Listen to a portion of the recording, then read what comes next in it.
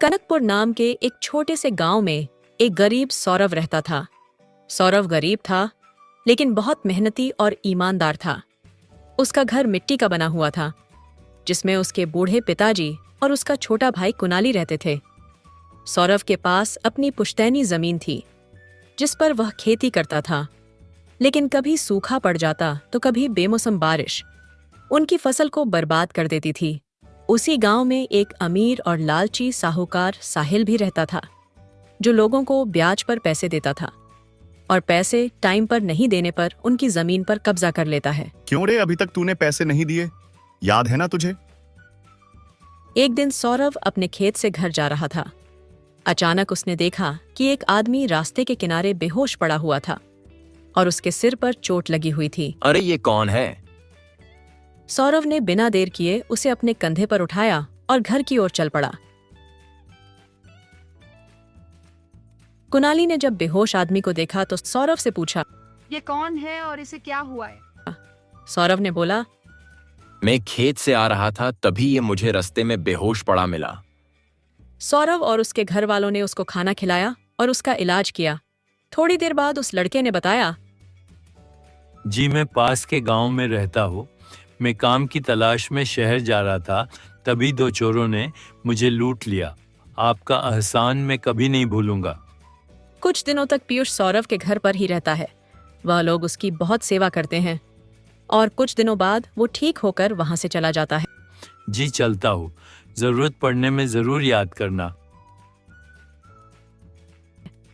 सौरभ और उसका भाई दोबारा खेत में काम करने लग जाते हैं। कुछ महीनों बाद वापस बारिश आती है, जिससे उसकी फसल बर्बाद हो जाती है। इसलिए उसका घर चलाना भी मुश्किल हो जाता है। सौरभ गांव में साहूकार के पास जाता है और उससे कुछ पैसे उधार मांगता है। सेठ जी, बारिश की वजह से मेरी फसल बर्बाद हो गई है।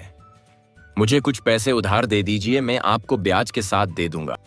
ठीक है सौरभ, पैसे तो मैं दे दूंगा, लेकिन अगर 2 महीने में तूने मेरे पैसे ब्याज के साथ नहीं दिए तो तेरी जमीन रख लूंगा। ठीक है सेठ जी।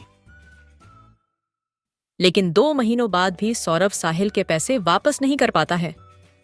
एक दिन साहिल अपने आदमियों के साथ सौरभ के घर आता है और उससे कहता है, कल पैसे लौटाने का आखिरी दिन है, कल पैसे नहीं दिए तो ये घर खाली कर देना। सौरभ और उसके पिताजी बहुत परेशान हो जाते हैं। कुणाली की आंखों में आंसू आ जाते हैं। अगले दिन सौरभ अपने घर के बाहर बैठा था। तभी गांव में एक बड़ी गाड़ी आती है, जिसे देखने के लिए गांव के सब लोग आ जाते हैं। उस गाड़ी से एक बड़ा सेठ उतरता है। सौरभ और कुणाली भी उसे देखने के लिए जाते हैं। वो सेठ कोई और नहीं बल्कि पीयूष ही था। वह शहर में जाकर बहुत बड़ा व्यापारी बन गया था। सौरभ को देखकर पीयूष बोलता है, अरे सौरभ, मैं तुम्हें ही ढूंढ रहा था। शहर में जाकर मुझे बहुत अच्छा काम मिल गया था। अगले दिन पीयूष साहिल को उसके सारे पैसे दे देता है और सौरभ की जमीन उसे वापस मिल जाती है। पीयूष सौरभ और उसके भाई के लिए एक पक्का मकान बनाता है। पीयूष गांव में एक अस्पताल भी बनाता है।